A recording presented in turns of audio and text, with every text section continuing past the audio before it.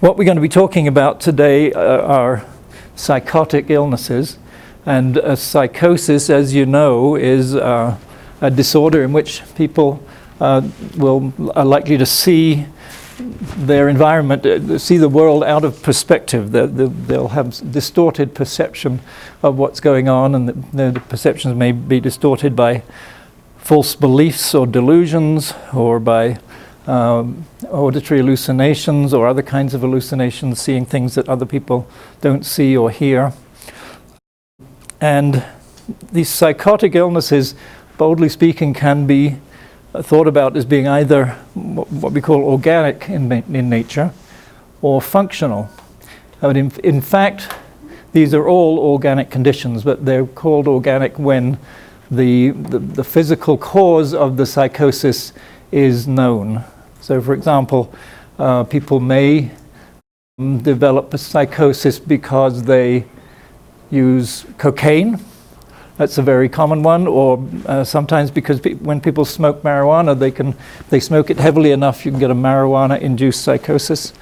People with Alzheimer's disorder can, for example, develop paranoid psychoses late in life and think that their partner is having an affair in the next room or something of that sort. And so those would be psychotic illnesses, and the most common organic psychotic illnesses would be various forms of intoxication, drug or even alcohol intoxication. Now, the functional psychoses are the ones where for years we didn't really know what was the cause, and in many cases we still don't know what are the causes specifically. And the main ones are schizophrenia and bipolar disorder.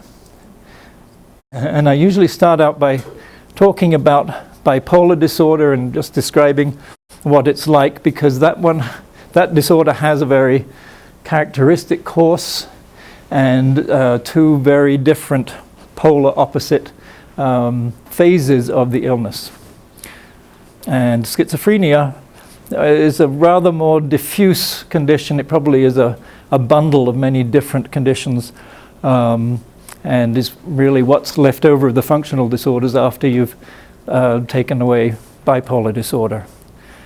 So let's start out by talking about bipolar disorder. Actually, bipolar disorder has three phases to it. There's the manic phase, which we'll describe. There's the depressive phase, and then there's complete remission.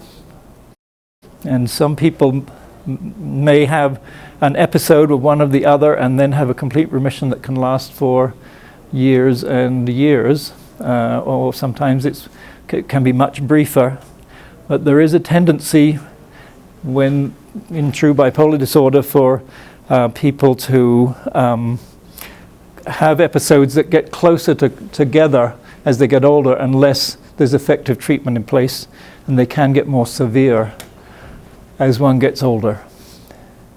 So in the manic phase of illness, which I'll describe, person is likely to become very elevated in mood or euphoric.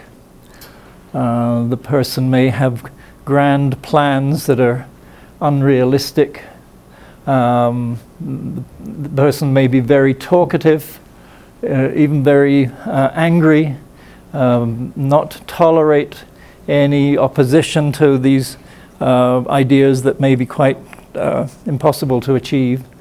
Person may not need much sleep and is likely to have a big display of emotion and be very energetic.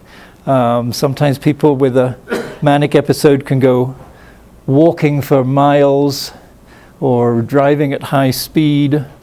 Person may become very sexual and start engaging in behaviors that are unusual for that person. Very unusual person may be hypersexual and may have very poor judgment. And in the manic phase, the person may, in addition to delusions of being someone who he or she isn't, they may experience hallucinations also that fit with those delusions. So let's think today. I was talking to a young man in his 30s who was in a manic phase of the illness, who felt he was the supreme being. He felt that he had somehow managed to what he called pyramid the stock market, so that there were people at the top who were getting billions of dollars, and he was somehow above the point of the pyramid. He thought that his brother was fabulously rich with billions of dollars from some scheme that he had helped him cook up. He himself doesn't experience hallucinations, but people in this phase can experience hallucinations that generally will say positive things to him or her. I'm thinking here of another young man who, when he's in a depressed phase of the illness, he hears voices telling him he's going to be tortured and torn apart because of something evil he's done in his life before. But in the positive or manic phase of his illness, he hears voices telling him he's a wonderful musician and he's going to become a rock star, and saying all kinds of positive things about him. So you can see that the content of the illness may change with the phase that the person's going through. How long do the episodes last? Anywhere from, shall we say, a week to years. But often it's more like a few weeks or months. And that could be true for the manic episode or for the depressive episode. And the amazing thing is that you can switch from one episode into the other in the space of 24 hours.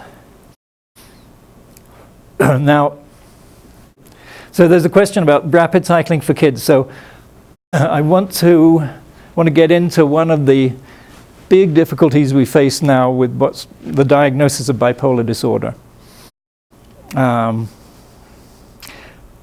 There has become a what I'll call a fad in the last 15 years to talk about what I would call mood volatility, where somebody's mood fluctuates several times in the space of a day, we'll say, to call that rapid cycling. Now that isn't what I, as an adult psychiatrist, would call rapid cycling. Rapid cycling, in fact, is where somebody, probably quite late on in the illness, bipolar disorder, will start to cycle in and out of the different phases of illness 3 or 4 times in a year. That's very different, and it's a form of the illness that comes on after you've probably had many different episodes over the space of 10 years or so, and it's often later on in the illness that it begins. And it can sometimes happen because somebody's been treated with antidepressants, which can make this more likely to happen. Now that's, as you can tell, that's not the same as mood fluctuating in the course of a day or so. That's a very different thing. And so some Harvard psychiatrists started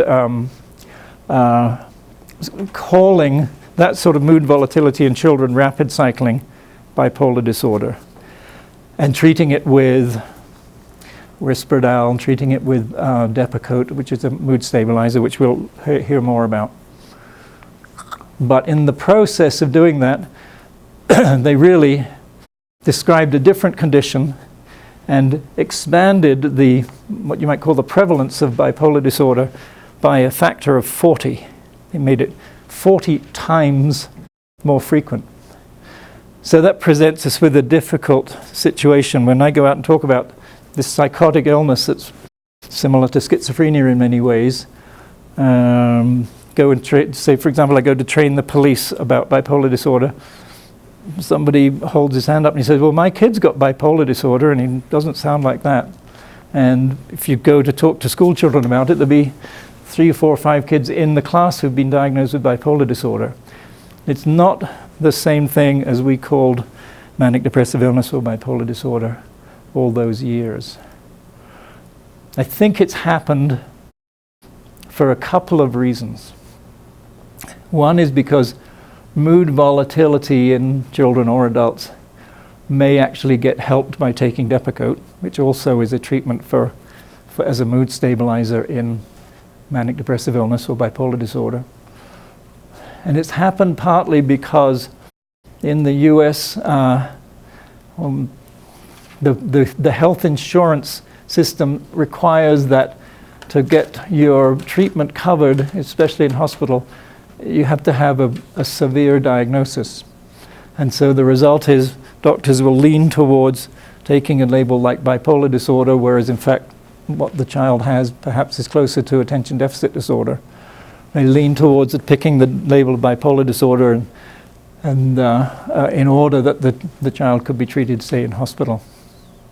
The lady described a child who was treated with antidepressants and developed a full-blown mania. That sounds like your child has bipolar disorder, and that episode of mania was triggered by the use of antidepressants.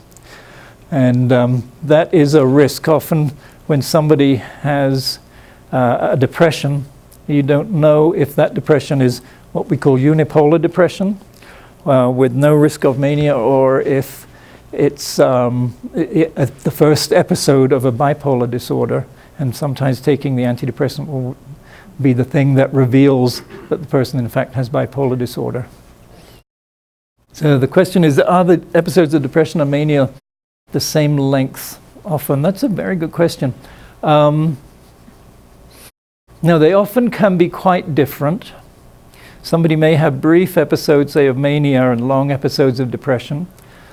And the episode of mania isn't necessarily followed by the episode of depression. You could have 3 episodes of depression growing up, and then have your first manic episode when you're 22, and then have a couple of depressive episodes, and then another manic episode. So, and they could be, the one phase of the illness could be much more prominent in one person than the other. So one sees people who scarcely recognize a depression and have very severe manic episodes, and the reverse, people who have not too bad manic or what's called hypomanic episodes, where the increase in energy and mood doesn't become so bad that you'd think of it as a psychotic episode. That's a hypomanic episode. People who have hypomanic episodes plus maybe quite severe depressions. So it can be very variable. There's a certain risk sometimes that people get called bipolar because of a mood fluctuation that really doesn't get that high. And sometimes we see people who've been diagnosed as having bipolar disorder where really the primary illness is more of a unipolar depression, and the remission sometimes gets mistaken to be a hypomanic episode.